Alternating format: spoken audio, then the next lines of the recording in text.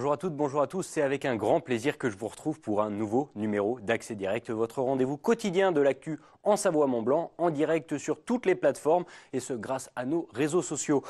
Aujourd'hui, au programme, nous accueillerons Guillaume Mainguy, l'ancien commandant du PGHM de Savoie qui a choisi de se reconvertir dans le team building. Il a créé sa société Dinalt. Il viendra nous en parler. Nous recevrons également une délégation de la Sapodia, l'association dont le but premier est d'accompagner les personnes en situation de handicap et toujours de continuer à lutter contre la leucémie. Enfin, nous vous présenterons le réseau Initiative Grand Annecy, un incontournable de la création et reprise de jeunes entreprises dans le bassin annécien. Bref, tout un programme. Bienvenue dans cette émission. Mais on commence comme chaque soir avec les titres de l'actu qui seront développés dans le JT. Salut Manu. Ça va Seb? Ça va, ça va. Et avec toi, ce soir, on va commencer à parler de polémique transfrontalière. Oui, une polémique qui, comme tu l'as dit, transfrontalière, puisque de nombreuses familles de frontaliers sont en plein combat judiciaire pour la scolarisation de leurs enfants. Une centaine d'entre elles s'est vu refuser l'accès à l'école suisse pour la rentrée prochaine après la mise en place de nouveaux critères. On fera le point avec Inès Guillemot. Ce sera dans le JT, 18h30, à ne pas manquer. Et deuxième titre de l'actualité, on passe des retenues collinaires. Oui, on ira à la Motte-Servolex où plusieurs agriculteurs et élus ont eu gain de cause. Ils militaient depuis plusieurs années maintenant pour la construction de retenues collinaires pour lutter contre la sécheresse. La première retenue collinaire devrait être effective du côté de la Motte-Servolex à partir du printemps 2020. Eh bien ça, à ne pas manquer, c'est dans le reportage complet, dans le JT, 18h30. Merci beaucoup Seb. On enchaîne avec la revue de presse et toi tu as choisi de t'intéresser à un article de la RTS. Oui, on y apprend que les magazines en français sont vendus en moyenne 56,5% plus cher en Suisse romande qu'en France. Selon les organisations de consommateurs qui ont fait une enquête, la différence de prix de 25% s'observe aussi pour les vêtements. Alors un exemple précis, pour obtenir une édition du magazine français Marie-Claire en Suisse romande, il faut par exemple débourser 123% de plus que sur le sol français, donc 5,80 francs contre 2 francs 60, enfin c'est l'équivalent en francs pour un magazine Marie-Claire. Télé 7 jours, juste derrière, plus 121%, avec un prix de 3 francs en Suisse contre 1 franc 36 en France. La différence avec l'Italie est encore pire, puisque j'ai noté que le magazine automobile Quattro Rotte est vendu 19 francs 50 en Suisse contre 5 francs 65 en Italie, soit plus de 145%. Aucune explication arithmétique n'est avancée pour expliquer de telles différences. Il semblerait que les entreprises étrangères profitent du pouvoir d'achat des consommateurs suisses. Sacré dossier, en effet. On va faire un petit ping-pong pour cette revue de presse. Allez, à toi avec une mauvaise foi à toute épreuve. Oui, on reste en Suisse parce que tu le sais, parce que toi aussi tu choisis régulièrement des articles de nos voisins helvètes qui est un véritable creuset d'informations, parfois trépidantes, mais somme toute parfois très incongrues. Et aujourd'hui, j'ai choisi de m'attarder sur un monsieur d'une très très mauvaise foi, tu l'as dit. L'homme est l'ancien chef des formations au poste obligatoire du canton de Neuchâtel. Alors pour les Français, c'est l'équivalent des formations diplômantes de fin de cycle. Et il s'est fait griller tout simplement en entretenant des relations virtuelles avec des jeunes filles mineures. Voilà, mais là où il est très très fort, c'est qu'il se justifie en mettant ses visites sur des sites de rencontres sur le compte d'une étude scientifique. Oui, monsieur. Dans une interview, il témoigne « Je voulais mesurer si les relations interpersonnelles se construisent de la même façon sur les réseaux sociaux. » Et en poursuivant au sujet d'une jeune fille à qui il posait des questions d'ordre sexuel, on ne peut le nier, « Je voulais voir jusqu'où elle était capable de se protéger pour tester l'efficacité de la prévention. » Bref, une mauvaise foi à toute épreuve, une défense qui bien sûr n'a pas beaucoup convaincu ses anciens collègues. Il a été depuis obligé de démissionner et même s'il reste toujours aujourd'hui arc-bouté sur cette stratégie de défense contre la justice. Ça m'a un peu fait rire quand même si c'est grave. Et puis toi, puisque c'est comme ça, c'est accès direct, c'est du direct et on est dans l'échange et on va partir dans les montagnes parce que ça fait toujours plaisir. Oui, avec pour le coup une information pas très réjouissante, avec un embouteillage improbable. Du côté du Népal, environ 200 alpinistes ont profité d'un temps plus clair ce mercredi pour grimper sur l'Everest à 8848 mètres d'altitude. Problème, ils ont dû attendre leur tour pendant des heures au risque d'attraper des engelures et le mal d'altitude. Et il faut savoir que ces bouchons ont malheureusement tourné au drame puisqu'un Américain et une Indienne ont perdu la vie en raison de la trop forte affluence. Donald Lincash s'est effondré au sommet alors qu'il prenait des photos et l'Indienne Anjali Kulkarni est morte durant la descente après avoir atteint le sommet. Ces deux décès portent à 4 le nombre d'alpinistes morts sur l'Everest depuis le début de la haute saison le mois dernier. Pour rappel, le permis d'ascension de l'Everest coûte 11 000 $. Ça, c'est pour les Français ou c'est pour il me semblait que les Américains, c'était plus haut. En tout cas, c'est pas sans rappeler la tragédie de 96. Voilà. L'Everest tue encore et toujours. On reste en montagne. Et voilà, si tu le veux bien, moi, je vais revenir sur la législation mise en place sur l'ascension du Mont Blanc. Et oui, un sujet que j'affectionne particulièrement. Dans le cadre d'une série je vais y arriver, d'une série d'articles sur les montagnes interdites. C'est Montagne Mag qui nous livre une enquête sur les tenants et les aboutissants de cette régulation du nombre d'alpinistes sur le toit de l'Europe. C'est un véritable coup de pied dans la fourmilière et qui commence d'ailleurs avec un constat qui est simple. Nécessaire peut-être la régulation du flux de prétendants au sommet le plus particulier de nos Alpes françaises, mais cela marque l'échec de l'autorégulation du milieu et l'immiscion de l'autorité administrative dans les affaires alpines sous couvert de sécurité des pratiquants et de protection de l'environnement. Bref, c'est un réel dossier que je conseille à tous ceux qui veulent se faire un avis propre sur la question ou qui ont besoin de plus d'infos sur ce dossier. C'est à voir sur Montagne Magazine, pas en kiosque dans pas longtemps, et sur leur site internet déjà disponible. Et je pense qu'on n'a pas fini d'en parler de ce permis. Il paraît. Merci beaucoup Seb. On se revoit pour le rappel des titres en fin d'émission et j'accueille tout de suite notre premier invité, M. Guillaume Mingui. S'il vous plaît. Bonsoir. Bonsoir, Emmanuel. bienvenue. Merci d'être avec nous.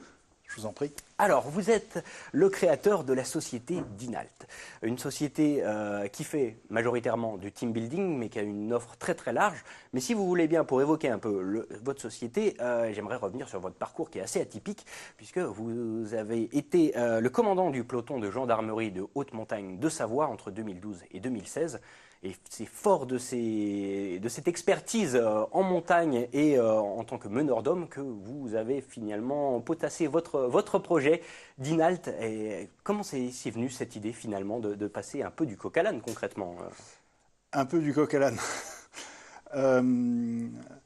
En fait, il y a beaucoup de liens. La conviction profonde, c'est de servir. Je l'ai fait au profit de mon pays pendant quelques années, dans le secours en montagne en particulier.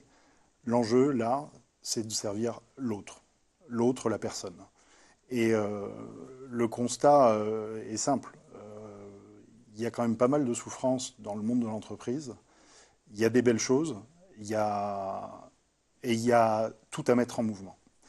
On est contributeur de ça.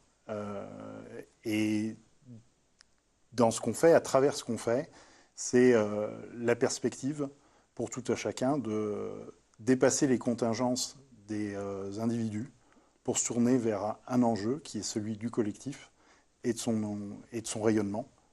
C'est la condition de sa performance.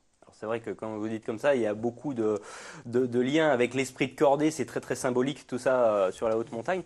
Aujourd'hui, qu'est-ce que vous proposez concrètement au sein de Dinalt? C'est du team building pur et simple, c'est mettre les gens dans une situation un peu plus délicate? Alors le terme délicat est peut-être un peu fort. L'idée, c'est vraiment de leur permettre de se retrouver ensemble, dans la même situation, dans le même bateau. Alors, je sais qu'on est à la montagne, il n'y a pas de paradoxe, ça marche aussi. Mais voilà, on s'est confronté à des situations auxquelles ils ne sont pas habitués, ils ne sont pas préparés.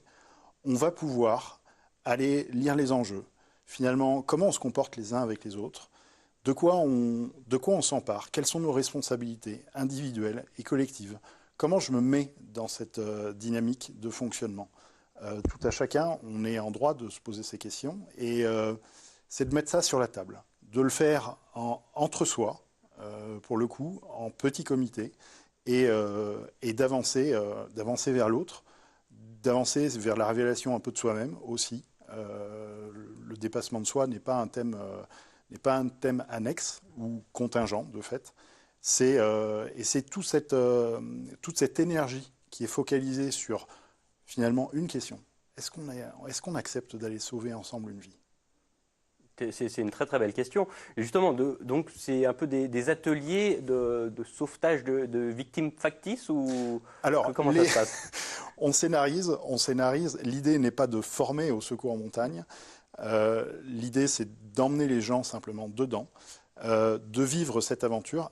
Et à partir de là, tout est scénario, aussi réel que possible. Mais il n'y a pas de vraies victimes. Les victimes sont pas totalement factices. C'est néanmoins des vraies personnes qui jouent leur rôle et dans le cadre des situations qu'on organise et qu'on met en œuvre. Alors j'imagine qu'il y a tout ce côté gestion de crise également, parce qu'il faut savoir réagir dans l'instant, prendre les bonnes décisions au bon moment, qui doit intéresser beaucoup d'entreprises. Aujourd'hui, cette société, elle est assez nouvelle. Elle trouve son public? Elle trouve son public. Comme tout projet entrepreneurial, c'est long, pour ne pas dire fastidieux et compliqué. c'est aussi le job. Je le fais comme je peux. Je suis pas mal entouré avec des amis qui eux-mêmes depuis quelques années sont dans des projets entrepreneuriaux qu'ils ont portés, qu'ils ont développés et qui ont réussi. Donc j'ai leurs conseils, j'ai leur attention aussi. Maintenant, je me suis battu pour aller sauver des vies, je vais me battre pour aller chercher des clients. La gestion de crise est un sujet tout à fait particulier. On a détourné un peu notre produit team building pour adresser de manière plus simple et plus formatée un contenu qui porte sur la gestion de crise. Donc là, on est vraiment dans l'approche méthodologique, dans l'apport de méthodes. J'ai appris à travers le secours en montagne, unité que j'ai pu commander, que finalement notre méthodologie, elle a rien à envier. Et en tout cas, sur plusieurs événements, notamment d'importance, ce qu'on sait faire mérite d'être partagé. On a eu l'expérience avec la Germanwings. Notamment, c'était un point critique sur lequel la gendarmerie a largement démontré ses savoir-faire d'un point de vue de l'excellence opérationnelle. Et je ne dis pas autre chose que venez vivre ça, et puis on va vous donner les points pour construire une méthode efficace, résolutoire sur les vulnérabilités qui sont les vôtres. Alors, les personnes qui s'adressent à vous justement dans un souci finalement de faire de groupe commun et de bosser encore mieux les uns avec les autres, concrètement, est-ce qu'il n'y a pas un risque, en les mettant un petit peu en difficulté comme ça ou en mode borderline, d'avoir une team building avec des individualités qui se créent plus qui se rapprochent? C'est un risque. Il est paré, ce risque. Dans ma vision, il était important de me décorréler de ce que m'a mis dans la tête un peu la gendarmerie et de discuter moi-même de ma propre approche managériale. Il s'agit en aucun cas de la transposer in extenso dans le cadre des équipes qui nous font confiance. Donc la garantie que je me suis mis par rapport à ça, c'est de me former au coaching, donc à l'accompagnement professionnel de la personne, des équipes, des organisations, pour être juste, pour être aligné par rapport aux enjeux de mes clients, pas mes enjeux. En aucun cas, dans tout ce qu'on propose, je traite de ma partie. Je traite de leur partie et ils ont toute mon attention pour ça. Si on veut avoir des informations aussi, c'est intéressant dans l'entreprise, j'imagine que bien sûr, il y a un site internet dédié. On peut retrouver toutes les infos. Il y a un site internet dédié, effectivement, www.dinalt.fr. Dinalt, d'ailleurs, ça m'amène à ça. On a choisi ce nom-là, pas par hasard. C'est Ducineltum, donc l'expression latine qui signifie conduire dans les hauteurs. Pour la petite histoire, c'est l'expression que j'ai fait graver sur mon sabre d'officier pour ne jamais oublier que les hommes qu'on me confiait, les hommes et les femmes qu'on m'a confiés, j'en étais comptable. J'étais en charge de les guider, plus justement de les accompagner pour leur permettre de se développer, eux. Et de les redescendre aussi, accessoirement. Bon, je m'emporte un petit peu. Merci beaucoup, en tout cas, d'avoir participé à cette émission, d'avoir fait le déplacement jusqu'à nos plateaux. Je vous en prie, c'était un plaisir. Plaisir partagé. Bon courage pour la suite. Belle continuation. La même. Merci Emmanuel. À bientôt. Puis tout de suite, j'accueille nos invités suivants en la personne de l'association La Sapodia. Messieurs, bienvenue. Sylvain Guillaume, président, et Alain Chiozo, trésorier. Messieurs, avec vous, on va parler du don de soi, mais au premier sens du terme, puisque la Sapodia, on le sait, association albertvilloise, si je ne dis pas de bêtises, qui aujourd'hui a fait des émules dans la France entière, qui vise justement l'accompagnement des personnes en situation de handicap et qui lutte contre la leucémie. Aujourd'hui, déjà, on en est où de ce combat? Est-ce que ces dernières années, il y a eu des avancées? Est-ce qu'aujourd'hui, les gens ont mieux compris finalement ce combat qui est les personnes en situation de handicap et qui plus est la leucémie? Oui, ce qu'il faut dire, on n'est pas la première à faire ceci. C'est sûr qu'il y a beaucoup de travail à faire. On a beaucoup avancé aussi. On a plusieurs associations à le faire. Et pour l'handicap, c'est de tous les jours.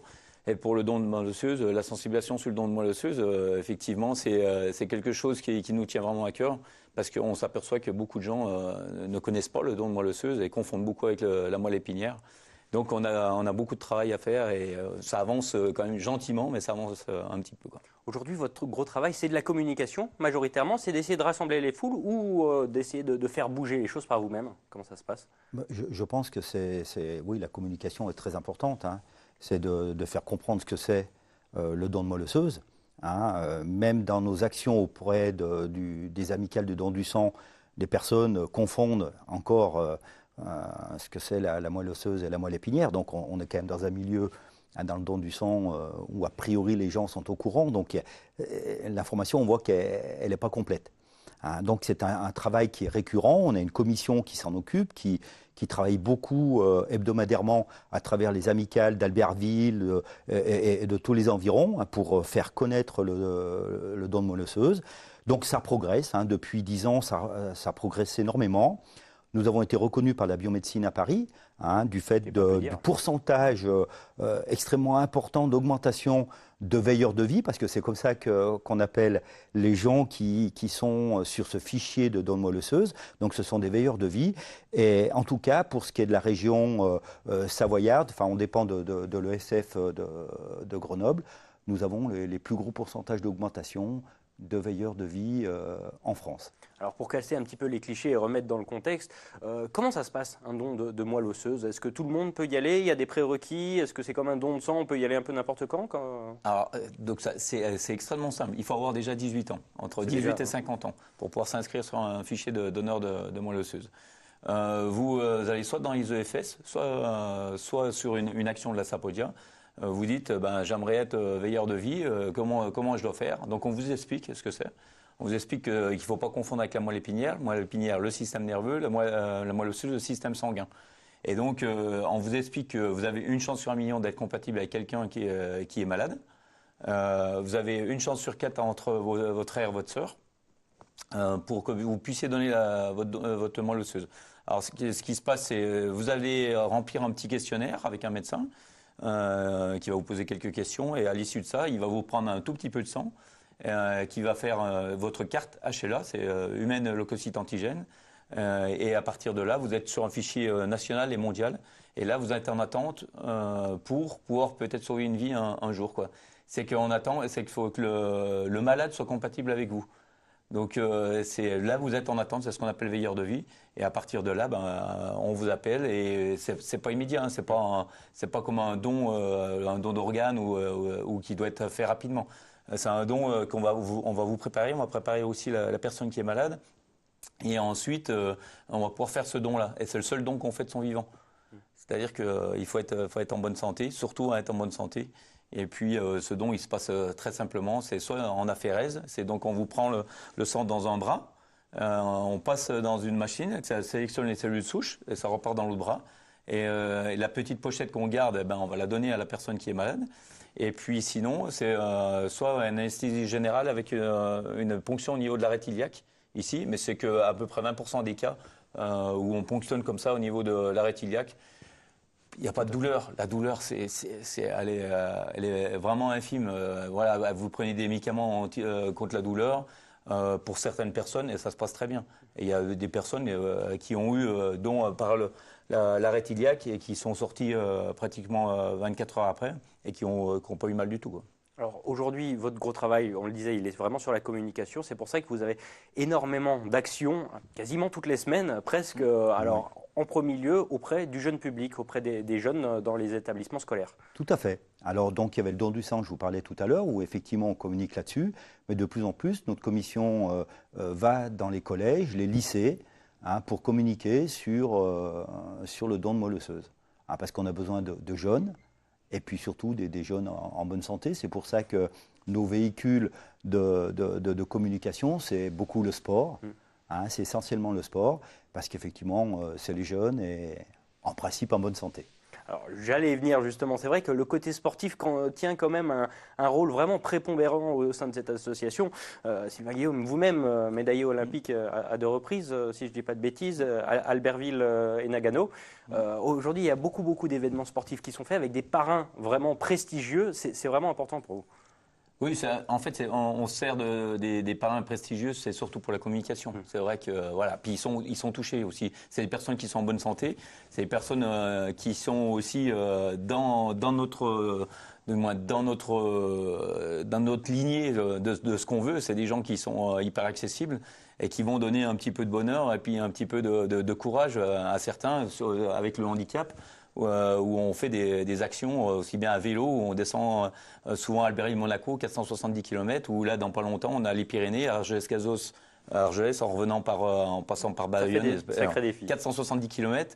Et là, on a des personnes porteuses de handicap avec nous en tandem, et on amène les personnes valides en situation de handicap. Et bien sûr, quand on a des sportifs de haut niveau, de renommée, eh ben, c'est encore un peu plus facile pour la communication et pour tout le monde, c'est plus agréable. J'imagine bien. En tout cas, bravo à tous les deux. Merci. Pour votre implication et bon courage pour tous les événements qui vont arriver cet été. J'imagine que le planning va être chargé. Exactement. Merci à vous. Merci de d'avoir votre reçu. venue. Bon Merci. courage, messieurs, Merci. pour la suite. Et j'accueille tout de suite nos troisièmes invités du jour. Initiative Grand Annecy est parmi nous. Bonjour, messieurs, dames. Brice Burdin, directeur de Initiative Grand Annecy. Laurine Augiron. Augiron, pardon, excusez-moi. Donc, côté marketing, communication de ce réseau Initiative Grand Annecy. Alors, messieurs, dames, déjà, expliquez-moi en quoi ça consiste, Initiative Grand Annecy. Initiative Grand Annecy, ou plus simplement IGA, c'est un écosystème unique sur le bassin annécien qui propose une offre d'accompagnement humaine, financière, pour tous les entrepreneurs. Alors là, on s'adresse aux jeunes entrepreneurs, ou en tout cas aux entreprises qui ont moins de 3 ans. C'est bien ça? C'est exactement ça. Tout porteur de projet, de création de reprise ou de croissance d'entreprise, tous ceux ou celles qui ont envie d'entreprendre sur le bassin annécien, notre territoire d'intervention, c'est à la fois le Grand Annecy, les sources du lac, les Aravis et également l'Albanais avec Rumilly. On sait qu'il y a une énorme croissance économique dans notre département. Ça ne doit pas arrêter les créations, reprises d'entreprises. Il y a des prérequis, on fait des choix, on doit sélectionner. Comment ça se passe? On accueille tous ceux qui ont un projet de création d'entreprise. Pour vous donner une idée, en 2018, on a accueilli plus de 500 créateurs d'entreprises. L'objectif, c'est avec une équipe de salariés incroyables, passionnés, expérimentés. On expertise le projet. Et puis, grâce à une équipe de chefs d'entreprise bénévoles qui donnent du temps, du réseau, des compétences, nous validons le projet, sa réussite, sa cohérence. Et une fois que nous avons validé le projet, nous finançons cet entrepreneur grâce à des prêts d'honneur, des prêts personnels à taux zéro qui viennent compléter leurs apports. Et en 2018, ce sont près de 100 nouvelles entreprises qui ont été labellisées Initiative Grand Annecy. Alors, Initiative Grand Annecy fête accessoirement ses 20 ans cette année. Joyeux anniversaire déjà. Et pour le coup, il y aura énormément de choses à faire, à voir cette année à l'occasion de ses 20 ans. Exactement. Donc, pour les 20 ans d'Initiative Grand Annecy, on organise un bel événement qui se passera le 5 juin au niveau des Jardins de l'Impérial sur une plateforme sur le lac. Donc, un cadre plutôt exceptionnel. Je ne sais pas si on peut avoir la photo. Elle arrivera. Elle arrive. Faut pas s'inquiéter. Donc, l'objectif, c'est d'accueillir les chefs d'entreprise déjà expérimentés, mais aussi les porteurs de projets. Et en fait, le but, c'est surtout de les faire se rencontrer, d'échanger autour du coup de thématiques qui vont être abordées via des conférences inspirantes. Et surtout, ce qu'on voulait pour ces 20 ans, c'est des échanges. Donc, grâce notamment à un village des lauréats Initiative Grand Annecy, donc là où vous allez pouvoir en fait découvrir les savoir-faire des différents entrepreneurs qu'on accompagne. Notamment l'atelier des énigmes, par exemple, Séritop, un atelier de marquage textile, What for No et plein d'autres. C'est vrai qu'on s'est fait la réflexion en préparant cette émission que la plupart des grandes entreprises ou des grandes de ces dernières années qui ont marché ont été à votre place sur ce plateau. On est à peu près raccord là-dedans. Donc on se dit que les uns comme les autres, on a fait du bon boulot, c'est déjà pas mal. Et je reviens sur cette fête de la réussite qui est quand même pas un petit nom parce que quand même on envoie du rêve avec ça. Sur ce village, qu'est-ce qu'il est possible de faire? Un réseau, se faire un réseau parce que ça passe par là, le business aujourd'hui. Quoi d'autre, j'ai envie de dire? Alors, le réseau, c'est déjà une belle chose, je pense. Il y a 17 entrepreneurs qui seront là le jour J. Et donc, vous pourrez les rencontrer, échanger avec eux sur leur parcours, sur leur savoir-faire, parce que du coup, ils ont prévu des animations pour vous faire découvrir leur métier et passer un bon moment sur le lac d'Annecy. J'imagine qu'aujourd'hui, il y a beaucoup de problématiques qui sont assez similaires dans le monde de l'entreprise, qui plus est dans la création ou reprise de sociétés. Il y a des questions qui reviennent plus régulièrement, qu'on vous pose, des problématiques qui sont plus fréquentes que d'autres. La première les premiers aspects qu'on évoque avec l'entrepreneur, c'est vraiment quelle est l'équipe qui porte ce projet, et ensuite sur quel marché le projet intervient, quel produit, quel service. Et finalement, c'est cette expérience du chef d'entreprise ou de l'équipe chef d'entreprise qui souvent fait la différence. Et nous, à Initiative Grand Annecy, ce qui fait cette force, c'est que l'entrepreneur lui-même vient défendre son projet, vient pitcher son projet devant un comité d'experts, de chefs d'entreprise, de partenaires, de banquiers. Et c'est grâce à cette validation, ce label, qu'ensuite l'entrepreneur peut aller plus facilement obtenir un prêt bancaire. Et surtout, et c'est ce qui rejoint votre question tout à l'heure sur la fête de la réussite, c'est la réussite entrepreneuriale. Il faut savoir qu'un entrepreneur lauréat Initiative Grand Annecy a 8 chances sur 10 d'être encore là dans 5 ans, ce qui est énorme, puisque la moyenne nationale n'est que de 1 sur 2. Donc vraiment, la valeur ajoutée d'initiative, du parrainage par des chefs d'entreprise expérimentés, par le savoir-faire de nos salariés, de notre équipe que j'anime au quotidien, c'est vraiment ça. Aujourd'hui, s'il y a des porteurs de projets qui veulent vous rejoindre, qui ont envie justement d'adhérer à ce réseau, il y a des façons de vous joindre. Il faut se pointer dans vos bureaux avec le dossier ou concrètement prendre des contacts en amont. Ça se passe comment ? Alors, on est présent sur différents événements qui sont organisés par nos partenaires, notamment là, pendant les OSEAD, on est présent sur beaucoup d'événements liés au financement, à l'accompagnement des entreprises. Et ensuite, bien sûr, contact direct à notre association, donc par téléphone, et on se rencontre. Le lien humain, c'est vraiment ce qui fait notre force. On a une équipe dédiée qui est surtout individuelle pour chaque porteur de projet qui vient nous voir. Nous sommes basés au Parc Altaïs, à la pépinière d'entreprise Galiléo. Et souvent, c'est bienvenu, on boit un café et on échange autour de ce projet de création d'entreprise. Eh ben, merci beaucoup en tout cas à tous Merci les à deux vous. d'avoir participé à cette émission. Bon courage pour la suite et pour votre fête de la réussite. Rendez-vous le 5 juin. Rendez-vous le 5 juin. Le rendez-vous est pris. Merci beaucoup. Merci. À bientôt. Et puis tout de suite, par la magie du direct, on enchaîne avec une liaison Skype en direct du Grand Bornand où nous rejoignons Mathilde Peña, qui est la directrice marketing de la marque Pocha et Fils, très bien connue dans les Aravis et bien sûr au-delà, et une entreprise qui fête ses 100 ans aujourd'hui. Alors là aussi, encore une fois, bon anniversaire Pocha et Fils. Mathilde Peña, vous inaugurez, vous vernissez ce soir une exposition spéciale à cet effet. Est-ce que vous pouvez m'en dire plus ? Oui, tout à fait. Merci de nous recevoir déjà. Eh bien oui, on a décidé en fait, pour fêter nos 100 ans, de réaliser une exposition Avoir 100 ans en Pays de Savoie, parce qu'il nous semblait important de célébrer ce centenaire par la mise en valeur de personnes centenaires de la Savoie et de la Haute-Savoie. Donc nous sommes allés rencontrer 14 centenaires, savoyards et hauts-savoyards, pour prendre leurs portraits, les mettre en valeur, parce que ils représentent, ils incarnent 100 ans de vie, 100 ans de passion, 100 ans d'histoire savoyarde, et que ce sont pour nous des valeurs qui nous sont chères chez Pocha et Fils. Alors, bien sûr, l'entreprise est basée dans les Aravis. Le vernissage et l'exposition de cette exposition, c'est aujourd'hui, c'est au Grand Bornand en ce moment. Mais par contre, si les gens qui nous regardent n'ont pas le bonheur et le plaisir d'être au Grand Beau ce soir, l'exposition va devenir itinérante dans les prochaines semaines. Tout à fait. Alors, je remercie déjà le Grand Bornand de nous accueillir parce que c'est un lieu symbolique pour nous. La marque Pocha et Fils est née il y a 100 ans. Ici, au Grand Bornand, avec Édouard Pocha, qui a commencé son activité en 1919 au Chinaillon. Ça nous semblait un peu obligatoire d'être ici, et le Grand Bornand nous a tout de suite suivis dans ce projet. Donc je les remercie, ils sont partenaires de l'opération avec nous. Et ensuite, nous allons descendre la vallée. Nous ferons 2 semaines à Thônes, 2 semaines en plein cœur d'Annecy, et on continuera dans d'autres villes et villages de Savoie et de Haute-Savoie.